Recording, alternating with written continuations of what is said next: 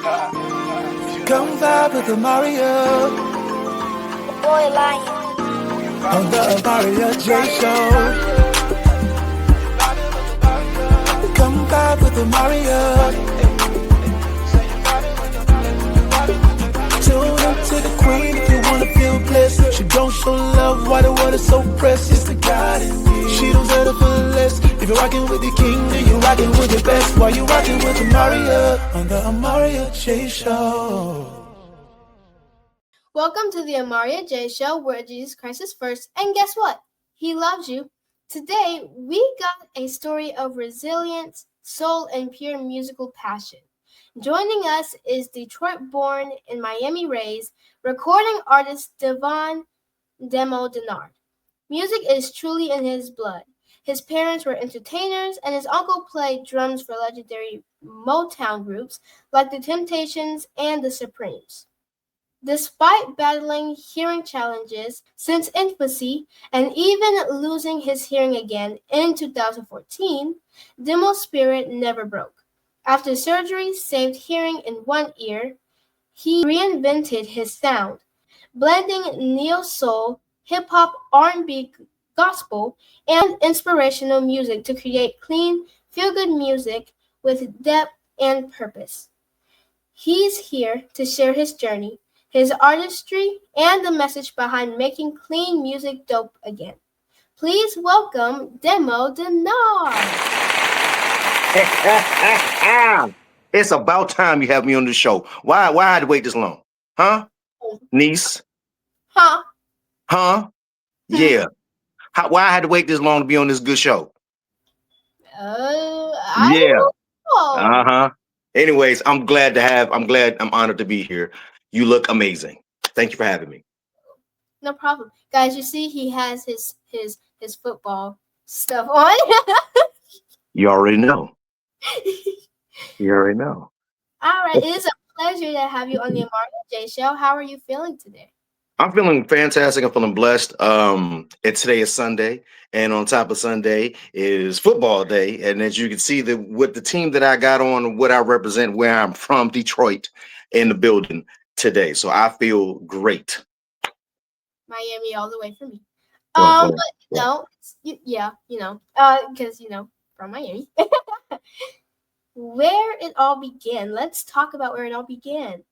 Growing up in Detroit, the home of Motown, and in such a musically rich family, what's the earliest memory that made you realize music was going to be a part of your life? I think the earliest moment is when I was a baby, and the rehearsals for like the Temps. My mom was also in a singing group called the Petty Players. Rehearsals were always in the house. And since my dad was the heartbeat of the band, he was the drummer. So it was harder for him to break down all the drum equipment and go rehearse at someone else's house versus everybody come to the house, because it was drums. So the basement was the hub headquarters of rehearsals for the Temptations band. And so basically I got a concert almost like every week on weeks as they will rehearse for their gigs and upcoming shows. And I think the age when I really started to remember, I think I was like 4 when I really started to remember the rehearsals that would be in the house. Wow, that's amazing. For your entire family to be musically talented and your uncle to play drums for the Temptations, that's like, whoa. Yeah. That's huge. Like, and it's cool too because they were all like super tall uncles. I'm a kid back then, I'm a baby, younger than you now, and I just remember a whole bunch of tall men passing me around. And this is a funny story. My grandmother would call me the blunt baby, and I was like, "Whoa, what does that mean?" They were smoking. He was like, "No," because I was born, and they would have the rehearsals at the house. All of the Temps and the actual band of the Temps loved to hold me, so they would pass me around like a blunt. So my grandma would say, "You've been touched by a lot of legends and they will hold you, and you would just listen to music. Oh, wow. Yeah. That's cool. That's really cool. Now, your parents were singers and actors, and your uncle played drums for the Temptations, like we said, and the Supremes. How did being surrounded by that level of talent influence your identity as an artist? I think it was a blessing and a cheat code at the same time frame, because I was so introduced to this style of real musicianship that we had back then, and that I feel that it's kind of being scarce in today's music industry. So back then, I was in a amazing blessed era to be around real musicianship, and to me, it was kind of like I kind of got the cheat code. I was just around legends all around, and it's a blessing. A lot of people or kids don't get to grow up in that type of atmosphere where you have nothing but immense talent around you. And you from a young age, I was a sponge, so I would just listen and kind of observe, my parents doing what they love to do, and I was like, wow, it's so exciting. I think this is something I want to do. And that's how it started. Wow. Wow. I'm actually kind of happy that we're talking about music because, I love singing. Yes, I know. Pretty sure everyone knows that by now, but Mhm. who else here? Guys, actually, my Uncle Demo knew me since I was like a toddler, I think. I think a toddler or a baby. Like a toddler. You know me since I was a toddler. Yeah, I've known you. Ooh, Lord. Yeah, yeah. You was young. And since I've known you, you have always been very outgoing and not shy at all. You were the opposite of shy. The total opposite of shy. Now I know where you get it from. You get it from your mama. Well, thank you for letting the people know that. Thank you. It's true, but go ahead. It is true, but hey, Right. you gotta tell it, I guess. There you go. Now, you developed hearing difficulties as an infant. How did those early hardships shape your determination and relationship with music? Oh, so I was born deaf, for those that don't know. And I had several surgeries in my ears to be able to hear out of at least the one ear. Um, and I remember, because of the love of music that I was struggling to hear as a kid, and me being around it. Um, my mom didn't take no for an answer, and I have to give her credit. She was a teacher, English teacher, after she stopped singing, and me having a speech problem because I couldn't hear, she drilled me on how to speak properly. My mom knew, I guess, that because I was around music, she knew that her son would probably gravitate to music, but for him to do it, he's going to have to learn how to speak clearly. And so my mom would drill me in regards to pronunciations of my words, so I don't have the slur. And if anybody knows anybody who's hearing impaired, there's a certain speech impediment that they have. I do not have that. If you notice that I speak clear, it's because my mom had poured into me, being a great teacher and teaching me how to speak. And once I got to a point where I wanted to start to do music, that was going to be one of the biggest setbacks for me. Is I can't do the music because I'm not going to be able to speak clearly or rap clearly. But when my mom kept teaching me how to speak properly, well, that was the biggest hurdle that I needed to overcome. Now, the next hurdle was, what style of music am I creating? How good of a rapper? Because in the beginning, I was just rapping. I didn't know I can sing. I didn't know I can sing until 2014, after I lost my hearing for the second time. So it was God, to be honest with you. God was, when I lost my hearing for the second time frame, God spoke to me, and it was a point where the world was mute. I was not able to talk or hear anything. No music, no conversations, no TV, no sound, just me and God's voice. And at that time frame, as I was helping all of my family members and friends who I thought were close to me, once I lost my hearing and I lost my job and all the money went, that's when the real truth came out to who was around me. And God did that on purpose to clear that, move who was not supposed to be around me, and was like, hey, you're supposed to, you have a gift. And God said, he poured an angel into me, and the angel was a guy by the name of Shadow. And he told me, he was like, God told me to tell you, well, this is how it said. He said, Jim, I want to tell you something. I was like, what is it? He was like, you're selfish. And I got offended because I'm the most giving, niece, I'm the most giving, outgoing person in the world. And I was like, how dare you tell me that I'm selfish? And he was like, you're selfish because God gave you a talent and you're not using it. And if you're not using it, then God's going to take it away. And I was like, ooh, and it hit me hard. And it was a tough pill to swallow because he was right. I knew I had a love for passion. I got the cheat code of my parents in the surroundings of all these legends that I had seen with my own eyes in my own house. And I'm not utilizing any of the talents that has been given to me by God and what he's put me in. And that's when I started doing gospel music. And when I started doing gospel music, I thought I was going to be the next biggest thing in the world. You got this gospel artist that has one ear and he's doing this music. And I got the total opposite of that. I got backlash. I got, oh, he's faking it. He can really hear. And I'm like, yeah, I like to wear this hearing aid in my ear just because it look good, and that was not the case.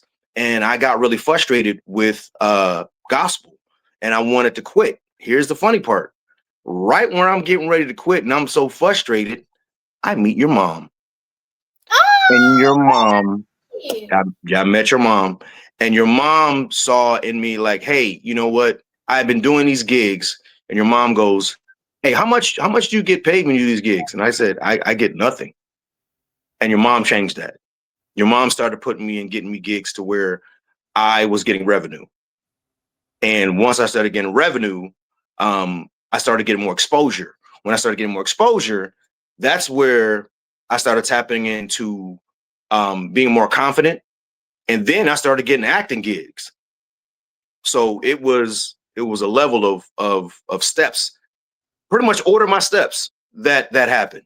So I know I'm long-winded on answering that question, but it just led up to it. So I just wanted to get all in detail with that. So yeah, there you go. Wow. Shout out to mom, you're we all know she helps a whole bunch of people. Your mama helps the world. She helps the world. Yeah. She helps a whole bunch of people. And some people they don't understand, like realize how much she does for the community and for people, honestly, like you, like me, like any other person that she's helped before. Right. So shout out to mom. You're amazing. Shout out to Top Live girl. I love you, girl. Yes.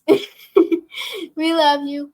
And you're my mom. And I appreciate you a lot. Now, after relocating to Miami for your hearing, in what ways did the Southern culture and sound help shape the artist's demo eventually became? It was cool because it was like I'm a fruit punch, a good punch. We got a little bit of this type of fruit and this little bit of type of this fruit because I'm from Detroit, so I got the Motown soulful sound, right? And then I had moved down to Miami, so now I got this down south swagger Miami vibe. And then at one point I had moved to LA and I lived in LA for 8 years. So now I got a little bit of LA in me. And as me living in these three beautiful states, I was able to incorporate a sound that I wanted to put out where I can be very versatile, where I'm not just in one pocket. And I think that's what helped cultivate the Dennard brand that you guys see today. Even with me being comical, me being in different states and just being versatile being able to switch from seriousness of topics of um like depression and molestation, to being comical with the comical videos that I do, to switching to a neo soul vibe talking about love and relationships, and then switching right back to the old school where I talk about I'm in my hip hop zone. That incorporates everything that I am, is because of me living from Detroit to Miami, where I'm at now, to LA. And so that's what put it all together. And it's so funny because you're not just in one state. You was in multiple states. So it's not like, because like some artists, they just live in that one state and they have the same sound in every song. You, on the other hand, you've lived in multiple states, so you have different sounds, and that makes your music unique and stuff. So. Yeah, and it's also a blessing. By me living in these different states, I was able to meet different producers. And by meeting different producers, it makes me become something else. So it's kind of like me being an actor in a different movie. In this movie, I was the villain, right? But then in this movie, I'm the love interest. And in this movie, I'm the silly dad, or I'm the superhero. And so that's what I do with my music. When my latest album, Not Bad for the Deaf Guy, you get a plethora of everything in that one piece of masterpiece that I created. Now, let's talk about finding your voice. Once surgery allowed you to regain your hearing, how did that experience impact the style of music you gravitated toward? R&B, hip hop, and neo soul? After the surgery, I was angry. No, before the surgery, I was angry. I was angry with God. I was angry because I was raised a loving person and I never hurt anybody. I always wanted to help people, but then my hearing was taken from me.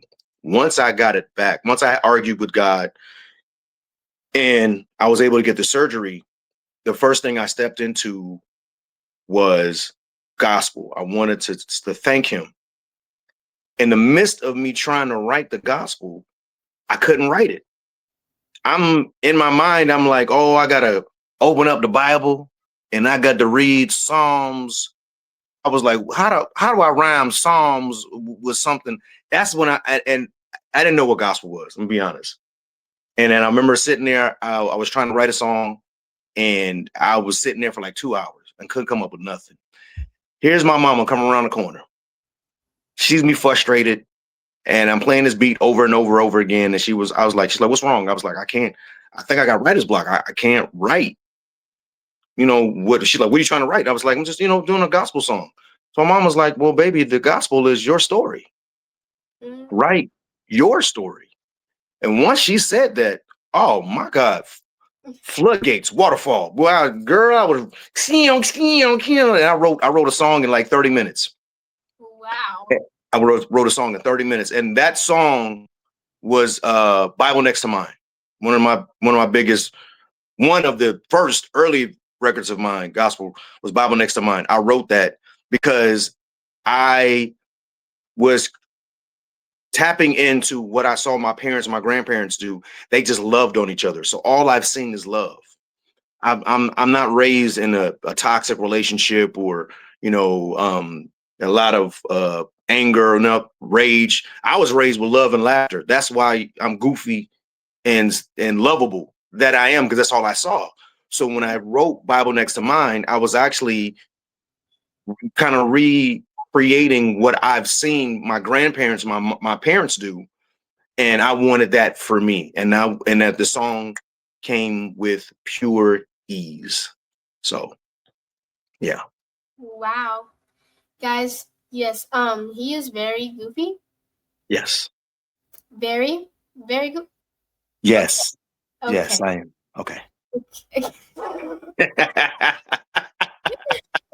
that was weird. But you see how goofy he is? This is how he said he's goofy? Yeah, that's the truth. You have a witness. You have a witness here. Yeah, yes, that's right. That's right. You remember all the road trips we used to do when we used to go all the way from what we do Miami all the way to Atlanta? Anna, yeah. And you ate my chips? I still remember you eating my chips. Yeah, you're scratching your head right now. Yeah, yeah, my cheese puffs. You ate my cheese puffs while I was driving. Yeah, thought I won't remember, did you? Yeah. I was hungry. Okay. I'll buy you more. It's fine. I'll buy you more. What are you doing, huh? Yeah, let me take over this interview. What have you been doing, niece? Huh? I see you doing big things. You got like 8 jobs. 8 jobs is crazy. Yeah. I don't have no 8 jobs. Okay, well maybe 4. Probably like 2. Okay. Okay. I mean, I'll buy you more. Okay. Okay. All right. Got you. I got you. Once we see each other again. Okay, so you've worked closely with family and friends like Quentin Dennard, Cooter Brown, Jimmy Awan, and Silk. How have those collaborations helped you grow your craft? The most prized one is Quentin Dennard. That's my brother, and he is currently right now amazing producer, engineer, working with the Clark sisters. He's actually the sound engineer for the new revised Dramatics in Detroit. Amazing engineer. It worked with a lot of artists, and I was blessed to be able to work with my brother, and it was passionate too. Just to tell you a little story, I have one of my top gospel records called "Make Me Whole," and I wrote that record when my aunt passed away. No. And my aunt, my grandmother outlived her only daughter. I had never seen my grandma cry. Beautiful woman of God.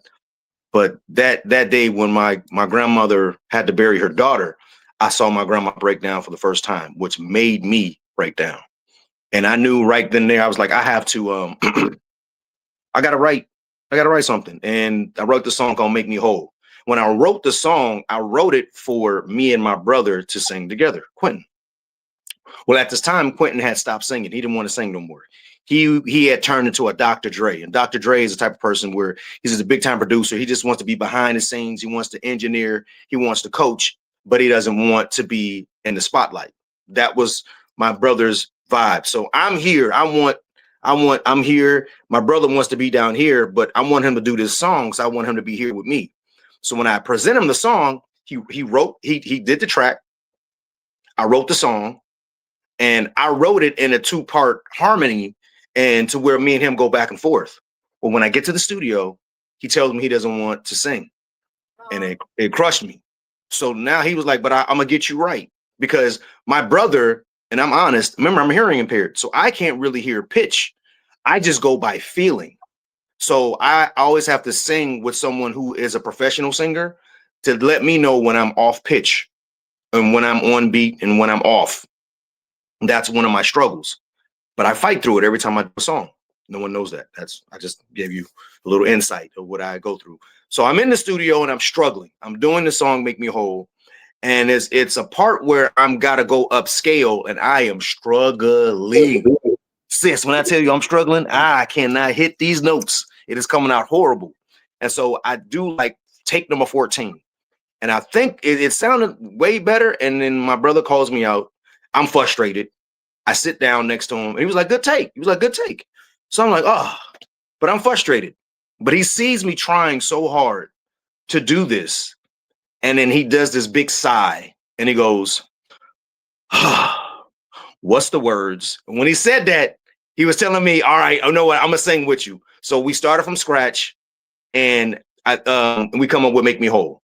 And that's like one of my biggest gospel records. And I love that. I love telling the story because it's sometimes you have to push and be resilient enough and believe in yourself so much to where others will start believing in you. When he saw me in that studio struggling to try to sing these pitches that are really out of my range, but he saw that he's not gonna quit. That's what pulled my brother in, and then we made this great, beautiful record. In the response of our late auntie, Yeah, so Quentin Dennard is one of my top inspirations because he's an amazing singer. He's also my brother, and he came in. He was like the ram in the bush. He was a ram in the bush. Right at that moment where I was getting ready to quit, he came in and was like, "Brother, I see you. You really believe in this record. I'm gonna do the feature with you." And now it's like one of my biggest songs. Wow. Wait, Uncle Demo, where are you? Are you an alto, soprano? What is your? I'm an alto. I'm an alto, but I go baritone a lot because I'll be doing that Barry White thing. You know what I'm saying? I'm trying to get somebody. You know what I'm saying? I noticed it's too old for you, niece, but your uncle's still single. Okay, so I got to use this voice to get the women on my side. I know my sister is in the background listening to this, and I don't care. You know I'm crazy. Yep, you know I'm crazy. But yeah, I use the deep voice to try to pull them in. Yeah. I know. My bad. My bad. I'm crazy. You knew this was gonna happen when you interviewed me. You knew this. Exactly. That's why you're laughing right now. Can't stop laughing. Come on. No Come on, worries. answer these questions. Come on, give them to me. Come on, niece. We got No this. worries, but okay. Anyways, now I don't have no words. I know. Okay, I know. I know. okay. Right. You've mentioned influences ranging from Anita Baker Yes. and Lionel Richie to Mos Def and a tribe called Quest. How do those diverse artists show up in your sound today? Yeah, that diverse soulfulness. It's just those are the people that I listen to.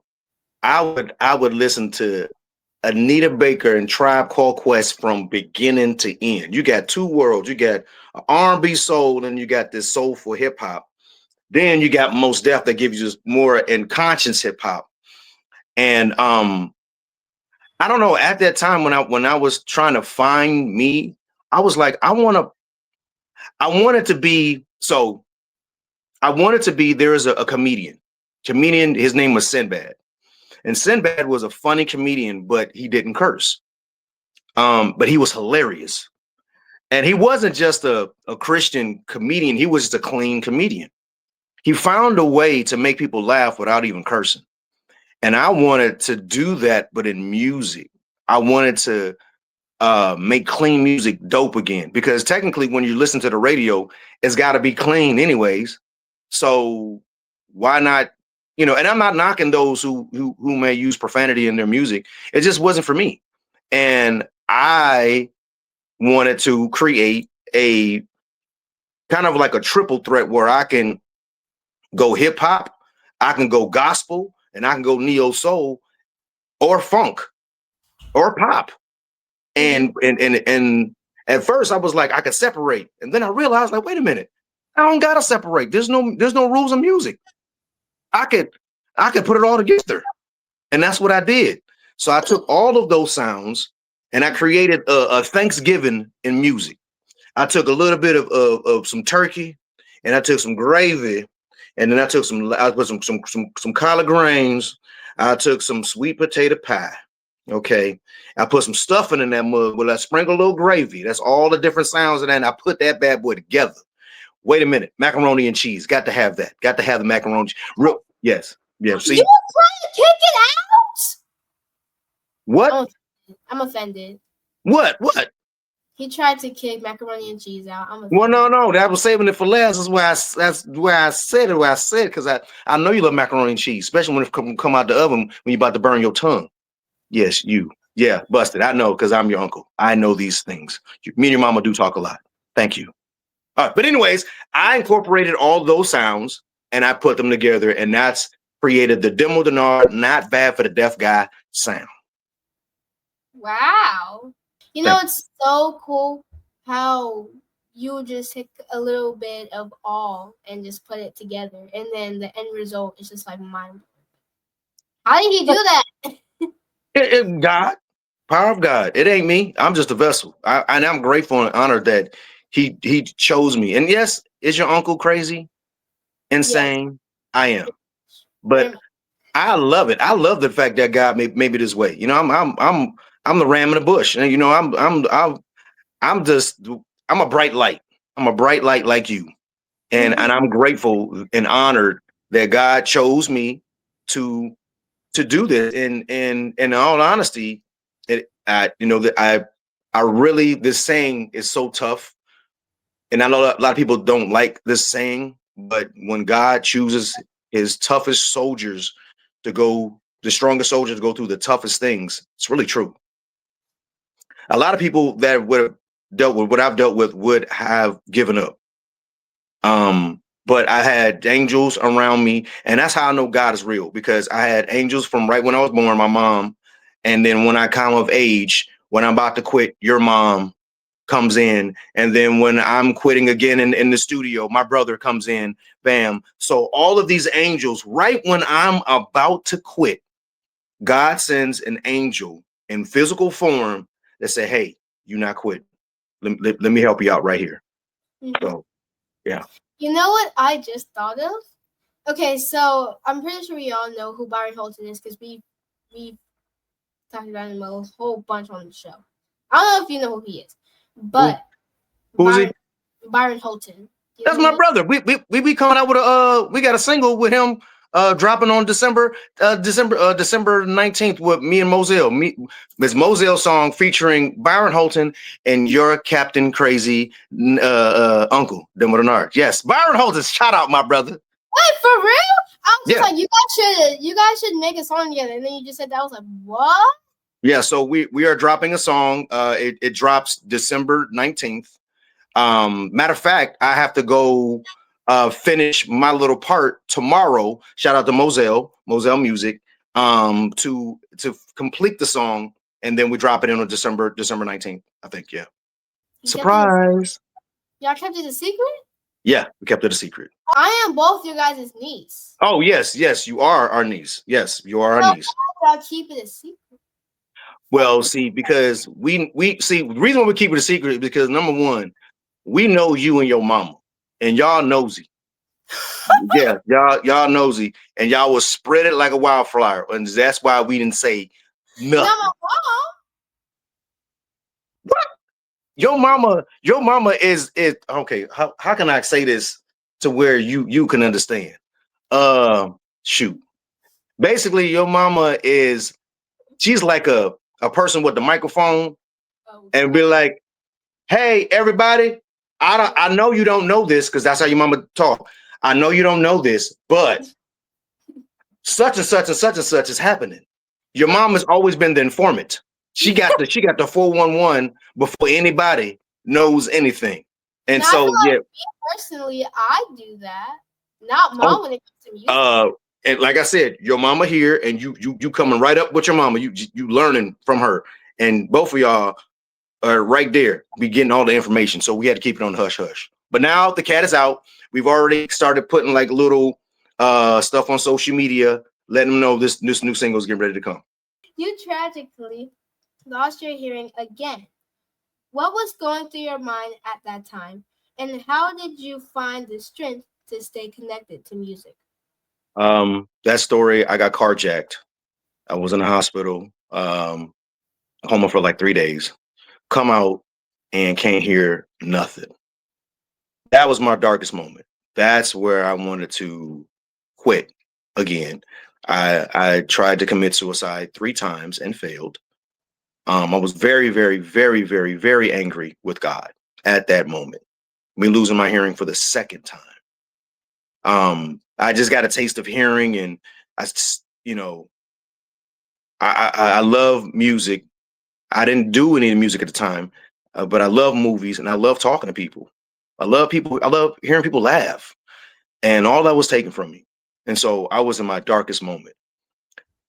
In the midst of this, I have the biggest heart, just like your mom.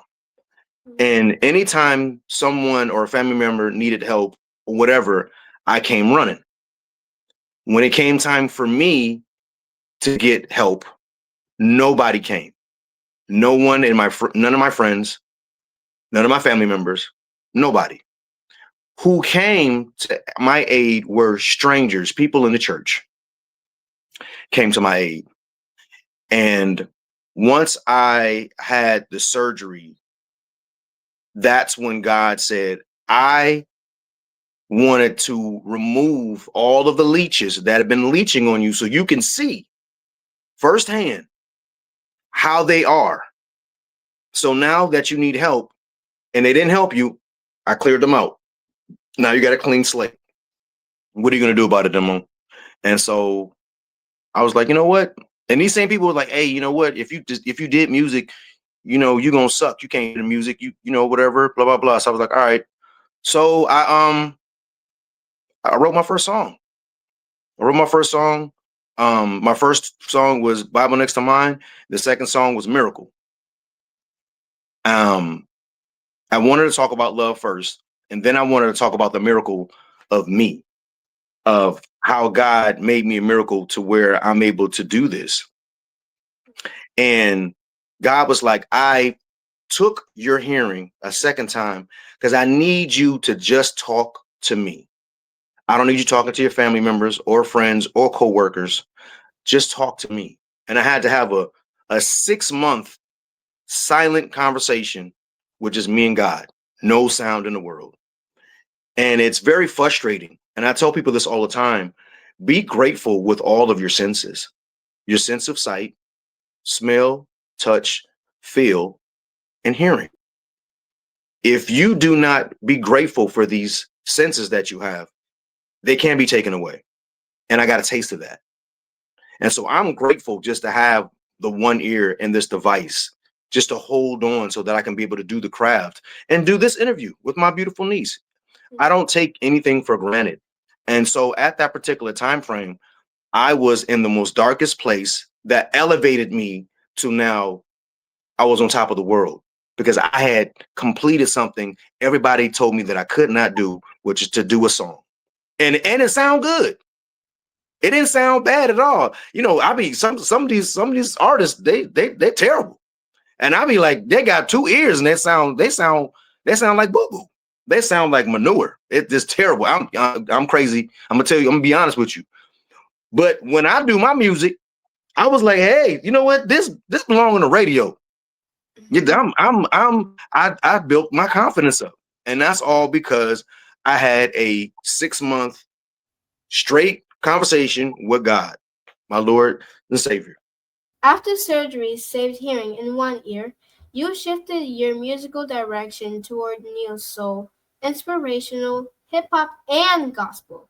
What inspired that transition toward making clean music? Ooh, you're doing your research. You did this by yourself? Did your mama help you? Because these are some good behind questions. But let me answer that. Let me just answer that. That's a really good question. I love answering this. I'm doing gospel and I'm doing it for now 3 years. I ain't making no money. I'm out of the 3 years, I think I might have made, and I'm not even exaggerating, I think I might have made $525 in the 3 years of me doing gospel music and doing these shows. I wasn't making no money. Your mom steps in and she's starting to get me gigs as far as getting paid. But as I'm doing these gigs and I'm doing gospel, I felt confined. And I don't like feeling like that. Like I felt like I could do more. Like I feel like I'm in this box and I don't like being in the box. I had all this creative juices. So I told God, I said, God, I'm gonna do 1 more year straight gospel. And after that, if nothing don't break, I would like to ask you a favor. I would like to ask if you allow me to do inspirational neo soul and clean hip hop after a year. God says yes. And I said, if you do not approve, then I'll know you'll give me writer's block, which means I cannot write neo soul or inspirational hip hop. It'll just be gospel. But if I can write this music, then that means you gave me the green light. My first neo song is Let Me In. Wrote that in I don't know, 45 minutes. A beautiful, smooth song. And it just took off from there. And I started doing the neo soul and hip hop inspirational music to pull my listeners in, because at the end of the day, even though the genre might be hip hop, it might be neo soul or R&B, you're still listening to a man of God's music first. So technically you're listening to gospel. You just don't know it. It's not categorized as that. But everything that I do comes from God. I don't write my lyrics. God gives me my lyrics. And so technically you're listening to gospel, you just don't know it yet. Gotcha. Now, the moment of truth. I have to ask you my golden question, which is, when did you receive Jesus Christ as your Lord and Savior, and how has your experience been? I was raised in a church. When you got a grandmother that's like Medea, but she's a nice Medea. She wasn't my grandma wasn't a mean Medea. She was a nice Medea, but she was a straight Medea when it came to the church. So when I was born, I think I was 8 months, I was baptized. And then at 6, I was baptized again. And then at 12, I was baptized again. Oh, my grandma didn't play them games. So I received and accepted my Lord and Savior since I was born. And I think that's the reason why I have the journey that I have, is because I accepted him right from I was able to talk. Yeah. Shout out to grandma, my grandma Helen Dennard. Grandma, I love you. She's still alive. She is 97 years old, and she's the oldest gospel singer in Detroit, Michigan, right now, this very second. Shout out to Helen Dennard. Wow. I love you, grandma. Shout out to you. Wow. So you got baptized 3 times. Yeah. Wow. Yeah. Only the best been baptized once. Yeah. 3 times. 3. They was not playing with me. And I think the reason why they were doing that is because of my hearing situation.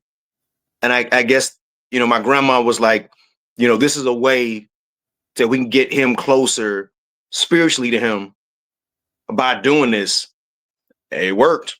I'm able to hear out this ear, and I'm talking to you right now. What is your go-to scripture? It's gonna be well, I don't know the scripture, but my book or chapter would be Job. Job is his story where he had everything and then everything got taken from him. And he had nothing. And then after he having nothing, God blessed him with everything 10 times fold.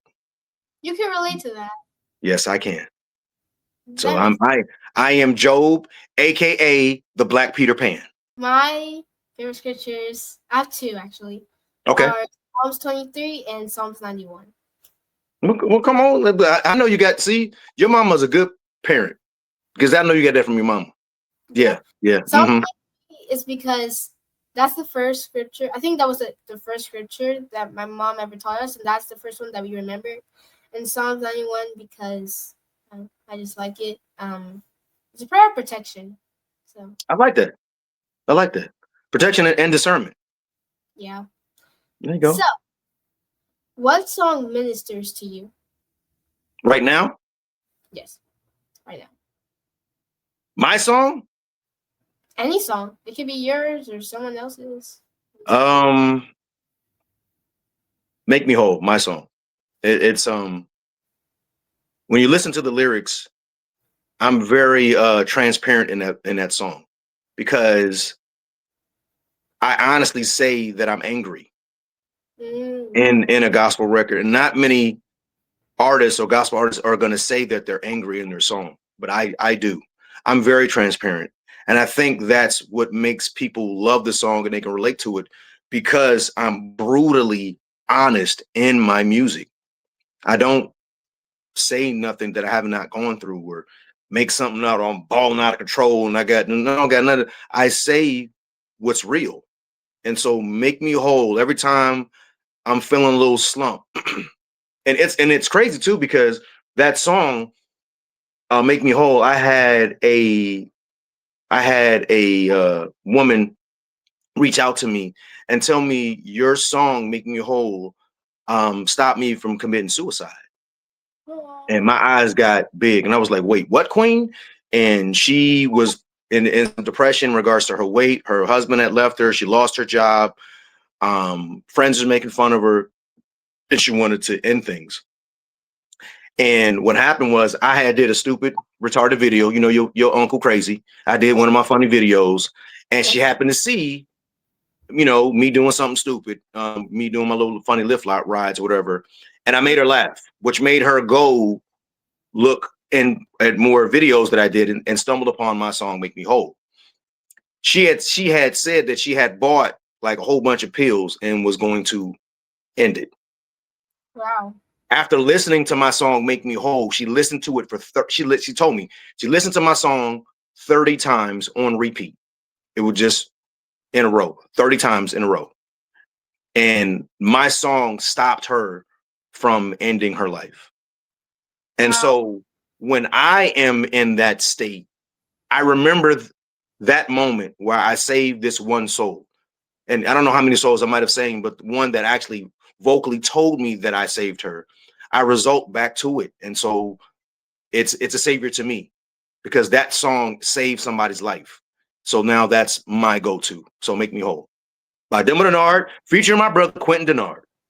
What else do you see yourself doing in the near future? So I've been battling this, and I'm really funny, and I think I want to go on a comedy. I think I want to do stand-up. I'm terrified, and it's crazy, right? I ain't scared of nothing, but Yeah. I think me being silly. I mean, you know, me hosting, I can do that back of my hand. Me singing, back of my hand. Me rapping, back of my hand. But the fact of being a comedian, knowing that you have to go on stage and you have to make people laugh, I'm terrified of that. But I think that's what God is telling me. It's time for me to get, you know, get out of my fear. And I think I want to do stand-up comedy. The comedy suits you though, because Yeah, you know what? The power of music and laughter and inspiration, those are some great tools to help get somebody out of a slump, you know, whatever they're going through. And I always do this. Do you know in the brain, when you're angry or depressed or sad or whatever that is, if you have a moment where someone or a video or something makes you laugh, do you know in your brain you've deleted that anger or sadness out of your mind completely? So imagine if someone could make you laugh a little bit more while you go through what you're going through. It helps you get back to the light when you're in that darkness. So I think that's another added weapon that I could use. who are some people that inspire you and why? My dad, for one, my mom, my mom, number one. Let me start with my mom. My mom inspires me because she single mother, at one point, have a child who has a extreme disability. She's a young mother. She had lost her parents. My parents are already gone. I'm 5 years old, and her parents, my grandparents already died, both of them. So my mom is this young mother with a child who has a disability and no guidance. And my mom was fearless enough to leave Detroit and come down to Miami, Florida. And she made it look easy when I knew it wasn't. But I didn't want for nothing. Lights never got cut off. We were able to go to Disney World. I always had great Christmases, and my mom was doing this all on her own until my stepfather came in the picture. But the fearlessness that my mom had, she instilled in me, and she is my inspiration. Please share the importance of prayer from your view. I pray every day, man. I have this thing. I have this thing where you have to be grateful for the small things. And so that's where I'm at. I want to be grateful for the small things. So when I wake up and I get in the car, I'm praying, and that's just this my regimen. I feel like if I don't pray and talk to Him, and everybody has their own style of how they talk to their Lord and Savior. I talk to Him like He my best friend. Like I'm talking to you, niece. I talk to Him just like that, and we have great conversations. And my day is not, it's not completed or fulfilled unless I have our daily conversations. And even throughout the day, I'm having my conversations. And when I fast, I fast every Wednesday, when I talk to them throughout the, talk to them the entire day. We just have this, like, it's a closer connection. And for some odd reason, every time when something is not going right in my life, when I actually have a longer, or when I do my fast on Wednesdays, by Thursday, things are looking up, or some type of miracle happened, which I needed. And so it is a necessity. It is a necessity that I actually have to pray right before I walk out my bedroom. I sit up, put my hearing aid in, and then I start talking to him. Now, Uncle Demo, I like to have a riddle time with my guests. So I like to do some with you, if that's okay. Okay, a real time. Let's go. What we doing? We're gonna do some biblical riddles. Are you ready? Okay, we're doing the riddles. Yeah, biblical riddles, basically. Okay, great. I know I'm gonna fail it, but go ahead. I'm terrible riddles, but we can have fun with it. I'm gonna come up with a retarded answer, but go ahead, give it to me. Let's see. Let's see what we come up with. Go ahead. Okay. I was on the boat with Jesus when he said, "Peace, be still," and suddenly everything calmed down. What am I? Holy Spirit. The storm. Okay, or that too. See, I told you I won't get it wrong. I told you to get it wrong. I didn't look. When I was in school, I was cheating on people's tests. I was cheating. I was trying to look for the answer. Look, your uncle is honest. I'm not one of these guests that's gonna lie to you, niece, and tell you what you want to hear. I'm gonna be honest. I was trying to cheat to get an A on my test. Okay, so I failed, but I'm here now. Yeah, jaw on the floor. You're gonna get a lot of views for this. You're gonna get a lot of views for this because the way your jaw hit the ground. Because you didn't know I was gonna say that. Yep. Riddle 2. I was small and smooth, and a shepherd boy used me to defeat a giant. What am I? David. A stone. Really? Because I thought it was David and the stone. It's the story of David and Goliath. But listen to I know. I'm retarded. Come on. All right, give me the next riddle. Let's go. Retarded is crazy. Okay. Riddle 3. Uh-huh. I was swallowed whole, but came out 3 days later, still alive. What? Jesus Christ. Yes. Give it to me. Come on, niece. Don't let me down. Jonah. I was close. Jonah and Jesus go together. They start with the J. I was close. Jesus was not swallowed whole. Okay. Riddle 4. I'm famous for being the safest place on earth. Big enough for lions, birds, and even elephants. What am I? Abraham. I got that one. It's Abraham. No? Judah. Noah's Ark. I thought it was close. Okay. Riddle 5. I'm a kind of bread that fell from the sky to feed God's people. What am I? Moses. Yes, it was Moses because he parted the Red Sea so the bread could come down because you can't eat the bread wet. You can't eat the bread wet. He had to part the sea, and then the bread came down, and so they had dry bread. You don't eat wet bread. Duh. Everybody know that. Moses. Moses, baby. I know. I got one. Shout out to Demo for getting one right. There we go. All right, let's go. Next question. Go ahead. No, it was not Moses. It's not Moses. Who is it? Man, I knew it started with an M. I was close. It was an M. See? But I get half a point. I get half a point for the first letter. No, you don't. I get it for first point. I get 1 point. I get half a point. Half a point. I get a half a point because I said it with an M. No, you don't. Oh, God. Work with me, niece. Work with me. Well, remember, you ate my chips, so I should get a half a point. Yeah. You don't get all of them. You don't get okay. All right. Next one. Here we go.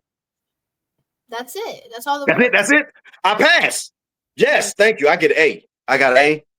No, you got an F. You know what?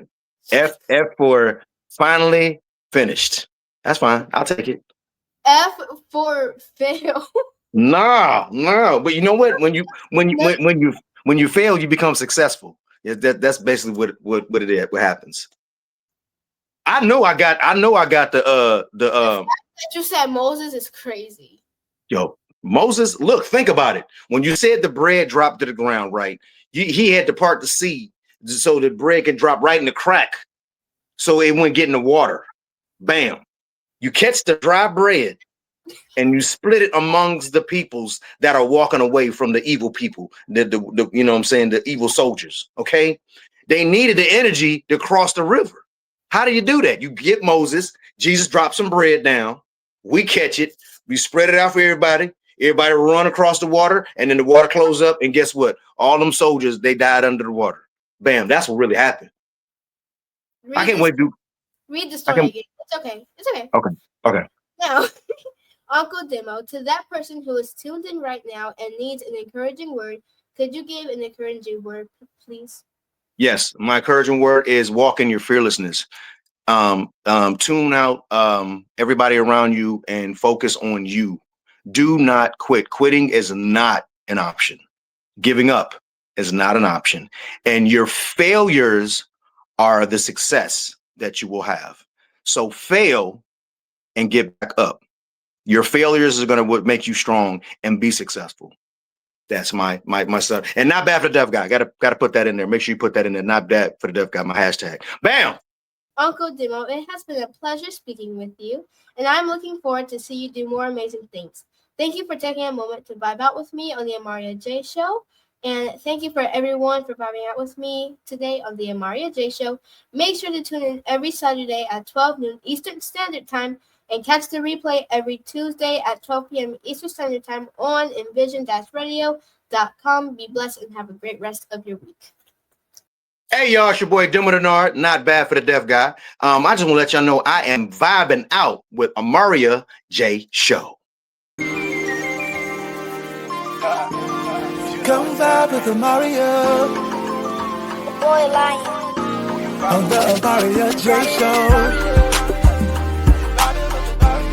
Come vibe with Amaryah. Tune into the queen if you wanna feel blessed. She don't show love, why the world is so precious. The God in me. She don't settle for less. If you're rocking with the king, then you're rocking with the best. While you rocking with Amaryah on the Amaryah J Show.